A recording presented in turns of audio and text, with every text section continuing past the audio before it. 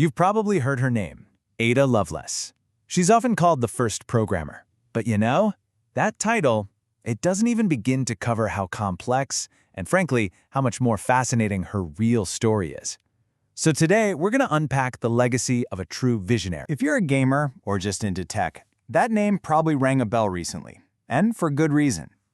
Back in September 2022, NVIDIA rolled out its beastly RTX 40 series GPUs, and guess what they called the brand new architecture powering them? Ada Lovelace. It's a huge nod, right? Tying this massive leap in tech to a name from computing's earliest days. So, that begs the question, why name a bleeding-edge piece of gaming hardware after a British mathematician from the 1800s?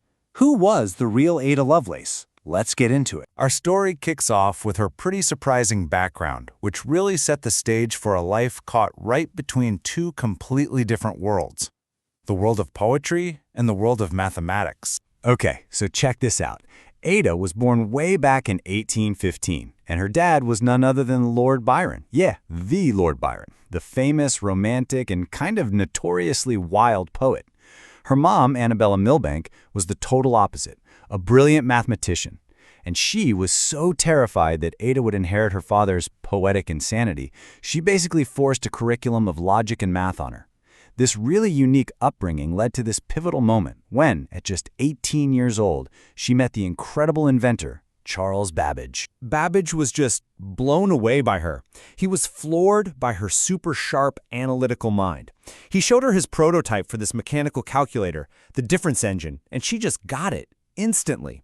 He even gave her this amazing nickname, the Enchantress of Numbers. And that was the start of an incredible friendship and, honestly, one of the most important partnerships in the history of technology. And it was this exact partnership that led to her defining moment, her breakthrough. It all started with what seemed like a simple translation job, but it turned into something so much bigger. So Babbage had this new, even more ambitious idea: the Analytical Engine. You can think of it as the blueprint for a general-purpose, programmable computer. After a talk Babbage gave in Italy, an engineer named Luigi Menabrea published an article about it, but it was in French, so Lovelace was asked to translate it. But here's the thing, she didn't just translate it. Oh no. Over the next 9 months, she added her own massive set of annotations, which she just called notes. And get this, her notes were so detailed, they ended up being 3 times longer than the original paper she was translating. And tucked away inside those notes was this incredible conceptual leap. Lovelace saw a potential in the analytical engine that maybe even Babbage himself hadn't fully wrapped his head around.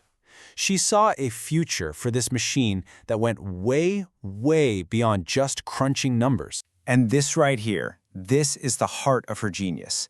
It wasn't about what the machine did, but about what it could mean, what it could represent. Okay, to really get her breakthrough, you have to see how differently they thought about it.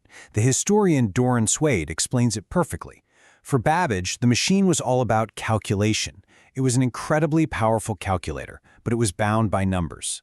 Lovelace, on the other hand, had this vision of computation. She realized that those numbers could represent anything: letters, musical notes, any symbol you can think of. She saw the jump from a calculator to a general-purpose tool that can manipulate any kind of information, not just quantity. I mean, listen to her own words from back in 1843. It's just mind-blowing. She actually wrote that if you could find a way to represent the relationships in music with symbols, the engine might compose elaborate and scientific pieces of music. She was literally imagining computer-generated music, maybe even a form of AI over 100 years before it was even remotely possible. Wow. Now, within all her annotations, there's one part that's become legendary: Note G. In it, she lays out, step by step, this incredibly detailed algorithm for the analytical engine to calculate something called Bernoulli numbers, a really complex sequence. It's a complete, detailed plan for the machine.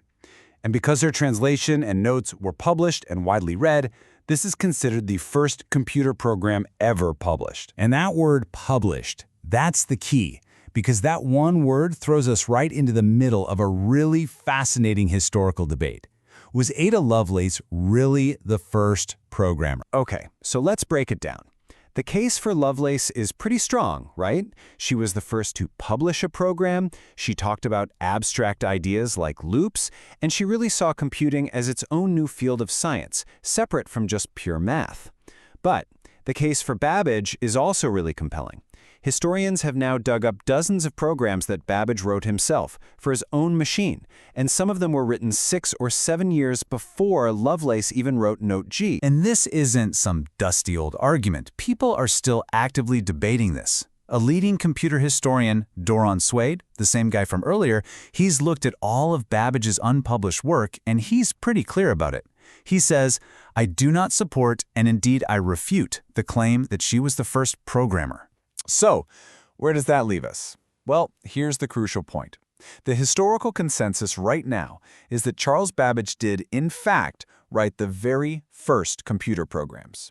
Ada Lovelace was the first person to publish a computer program, to share the very idea of it with the rest of the world. But honestly, getting bogged down in the first programmer debate completely misses the bigger picture. Her real legacy is so much more important than just one title. Her true legacy isn't Note G. It's her incredibly profound philosophical vision of what a computer could even be. She's the one who first looked at a machine made for math and saw a future of general-purpose computing, a tool that could shape every part of our lives, from science to art. You could say she wasn't just a programmer, she was a prophet of the entire digital age. And you know what? The world eventually caught up to her. After her notes were rediscovered and republished in 1953, more than a century after she died, her legacy just exploded. In 1980, the U.S. Department of Defense named a super important computer language, Ada, in her honor. An award was created in her name. And today, Ada Lovelace Day is celebrated all over the world to champion the achievements of women in science, tech, engineering, and math. Which brings us to the final thought here. Babbage may have written the first line of code, but Lovelace, she wrote the philosophy. She gave us the concept of the modern computer. So if her vision is what defined the potential of everything that came after, does it really matter who wrote the first line?